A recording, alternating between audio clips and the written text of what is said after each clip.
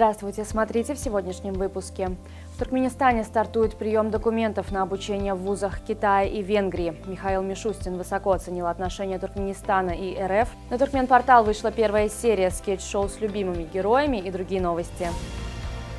Председатель правительства России Михаил Мишустин высоко оценил отношения Туркменистана и РФ в своем поздравительном послании президенту Туркменистана Сердару Бердымухамедова по случаю нового 2024 года. По его словам, в 2023 году связи двух стран поступательно развивались на основе принципов стратегического партнерства, дружбы и взаимного уважения. Особое внимание он уделил успешному экономическому сотрудничеству. С 3 по 10 января в Туркменистане будет проводиться прием документов на обучение в вузах Китая и Венгрии по программам бакалавриата на 2024-2025 учебный год. Отбор будет вести комиссия по приему документов в Туркменском государственном университете имени Махтум Кули среди граждан страны, имеющих общее среднее, среднее профессиональное или высшее образование. В комиссии можно будет получить подробные сведения о перечне специальностей, количестве бюджетных мест, условиях обучения и проживания в Китае и Венгрии.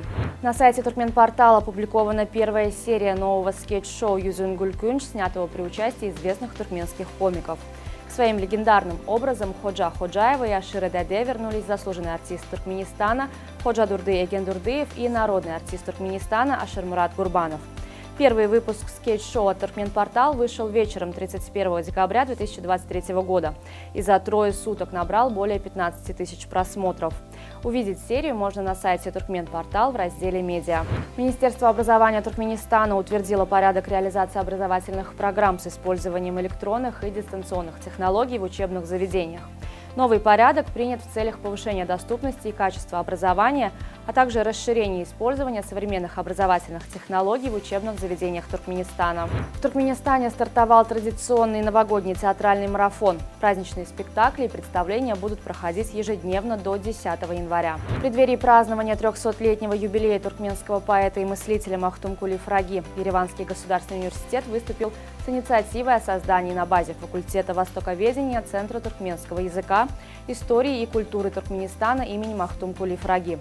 Как сообщил заведующий кафедрой тюркологии Ереванского государственного университета профессор Александр Сафарян, новый центр придаст мощный импульс туркменоведческим исследованиям и связям между армянскими и туркменскими собратьями по Перу.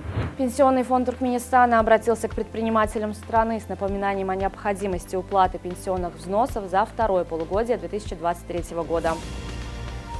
Число погибших в результате серии мощных землетрясений в японской префектуре Исикава достигло 55 человек, пострадавших насчитывается более 100. Самое разрушительное землетрясение магнитудой 7,6 произошло 1 января в регионе полуострова Ното. Оно стало сильнейшим в этой местности с 1885 года. В результате подземных толчков обрушились здания, остановилось движение поездов. Без электричества остались 32 тысячи домов. Также нарушено водоснабжение и связь, повреждены дороги. Известный американский рэпер Snoop Dogg присоединится к команде телеканала NBC в качестве специального корреспондента на летних Олимпийских играх этого года в Париже. В обязанности музыкантов входит освещение спортивных событий, знакомство зрителей с достопримечательностями французской столицы и интервью с атлетами. Удачно начал 2024 год туркменский полузащитник Руслан Мингазов, выступающий за гонконгский Кичи. В составе команды 32-летний футболист завоевал свой первый трофей в новом году – Кубок премьер-лиги Гонконга. В финальном матче Кичи в серии пенальти обыграл Лиман со счетом 5-4. В основное время матча, которое завершилось со счетом 2-2, голом отметился Руслан Мингазов. Кубок Азии по футболу пройдет в Катаре с 12 января по 10 февраля этого года. В турнире примут участие 24 национальные сборные. По итогам группового этапа в плей-офф выйдут по 2 лучшие команды из каждой группы, а также 4 сборные, занявшие третьи места. Игры состоятся на 8 стадионах, включая 6 арен чемпионата мира 2022 года в Катаре. На сегодня это все. Желаю вам хорошего завершения дня. Увидимся завтра. И не забывайте, что Туркменпортал – ваш самый надежный источник новостей.